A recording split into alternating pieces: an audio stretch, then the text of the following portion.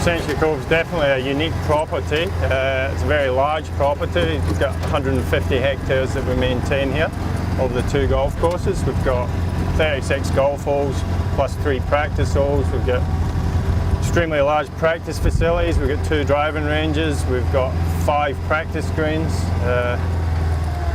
We've got, as you can see, a large number of neighbours, high needs neighbours who need managing. Their expectations are pretty high regarding what their outlook is and their fence lines, etc. So we've got a large area that we need to maintain that way. These bunkers are a major issue on the pines for us. It causes major headaches as far as maintenance is concerned. They're aging bunkers, so we've got a strategic plan together to change these bunkers, reduce them in size and improve their quality. So hopefully reducing how long it takes us after storm events to get them back in play, because at the moment, we spend a lot of man hours pumping bunkers out and pushing sand back out the faces. So it's a major improvement.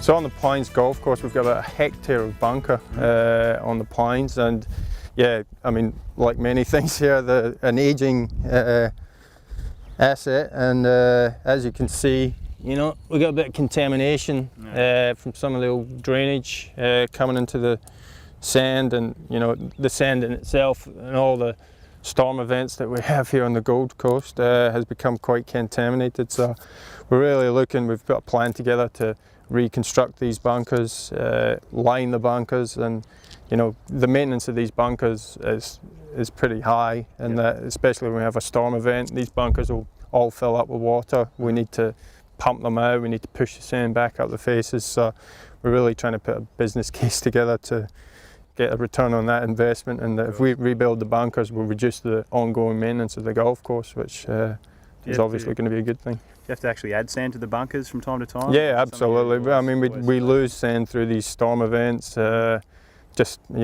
again due to the poor construction of the bunkers. And I mean, they're just old. They're 25 years old now, and they haven't been reconstructed in any sort of program over the years. But we're hoping to change that very soon.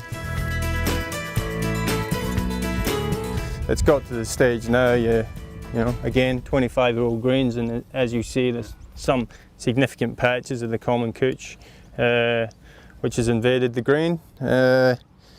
It's to the point where we can't really just spot treat these areas. We're looking at again regrassing of the greens. So again, it's another big ticket item. It's a big project which we intend to do over a number of years.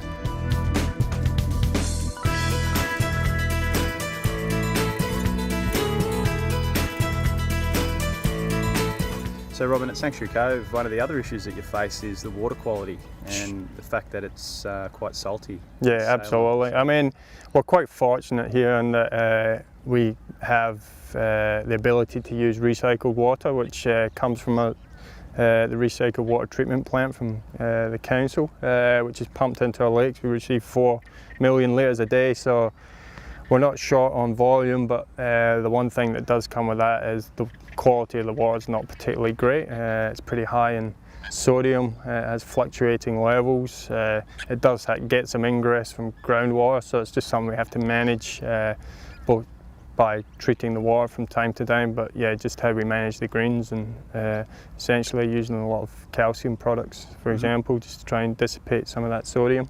So watering during the day, Robin, would be a bit of an issue for you, I'd imagine? Yeah, I mean, especially when it gets hot like this, and we do have high sodium levels in the water. Yeah, we can notice quite a bit of burn if we're using the effluent during the heat of the day. Obviously, we've got to be very careful with our members and the paying public if we are applying irrigation during the day, but also from the turf point of view, we just need to make sure we're not damaging it with that water. But there's far more benefits from the use of the water than there is downsides. Yeah.